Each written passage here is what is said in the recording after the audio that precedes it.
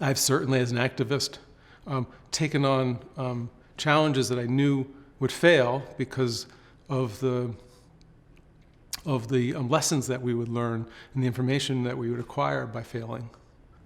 As an artist, it's really also super important to fail and learn from those failures. I think you learn more from failure than success. Be patient and try not to have any regrets.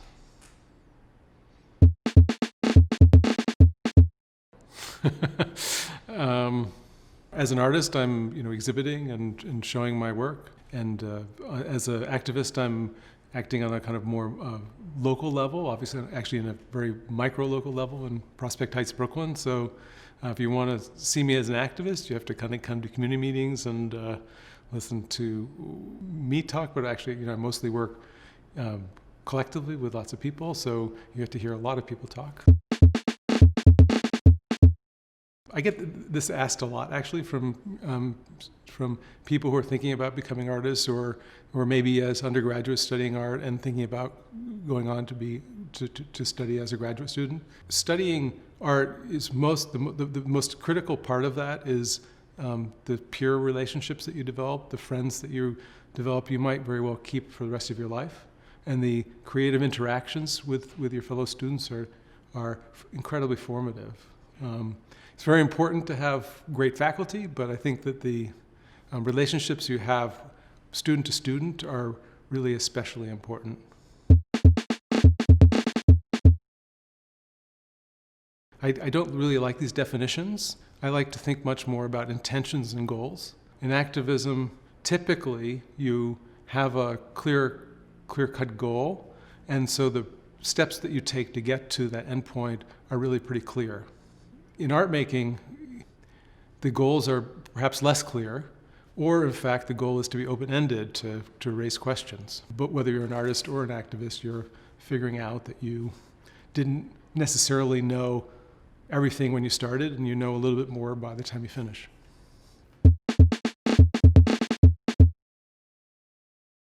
As an artist, you need to recognize that taking your aspirations out into the outside world can be problematic if you don't think through who's going to benefit from the action. If you're the beneficiary, it's not really a piece that's about social engagement. It's actually a piece in which you're notating social engagement for your own creative pursuit. When a community shapes goals and an artist gets involved in the shaping of those goals, and there is a kind of creative aspiration or agenda within that that's generating the artist's interest, that can be a form of conflict with what the community is trying to aspire to achieve.